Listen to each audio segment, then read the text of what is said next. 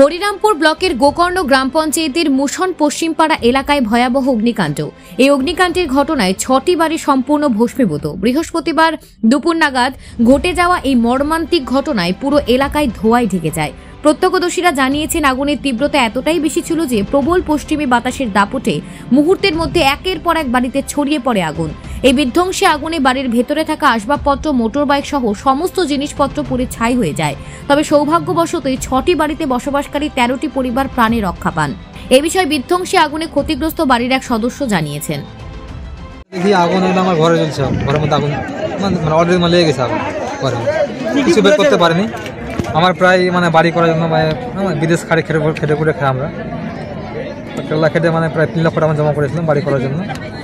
টাকাগুলো পুড়ে প্রায় শেষ পুড়ে, আর কিছু বাইক করতে পারেনি, একটা বাইক পুড়ে গেছে, নতুন বাইক, আরো জিনিস অনেক পাতি জিনিস পুড়ে গেছে, গয়নাগাড়ি সব বের করতে পারে। বাড়ি থেকে শুনি যেমন শুনি জীবনটা ছাড়া কিছু বের করতে পারে। কত টাকার ক্ষয়ক্ষতি হয়েছে?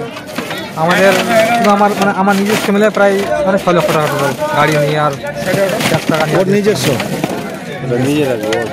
আমার 4 ভাইয়ের ধরনের 18 লাখ টাকা, ওদের বাড়ি করা সব টাকা ছিল। আপনারা কি চাইছেন? প্রশাসন পাশে থাকা কি চাইছেন?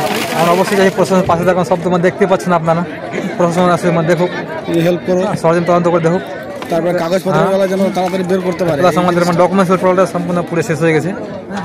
আরও বলছি, ভিডিও সাহেবের কাছে আবেদন করছি যেন উনি এসে নিজ চোখে তদন্ত করে দেখেন।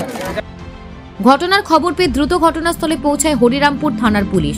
সঙ্গে সঙ্গে দমকল বাহিনীকে খবর দেওয়া হয়। গ্রামবাসী ও পুলিশের তৎপরতায় আগুন নিয়ন্ত্রণে আনে। একই সাথে ঘটনাস্থলে ছুটে যায় জেলা পরিষদ শিক্ষা কর্মদক্ষ খগেশ্বর দেব শর্মা। তিনি ক্ষতিগ্রস্ত পরিবারগুলির পাশে দাঁড়ান।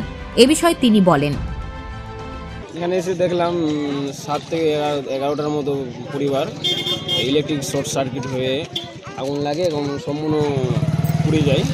আর আমরা যতটা পারছি চেষ্টা করছি, সরকারি তরফ থেকে আমরা যতটা সাহায্য করতে পারি, আর ওনাদের পাশে আমরা আছি।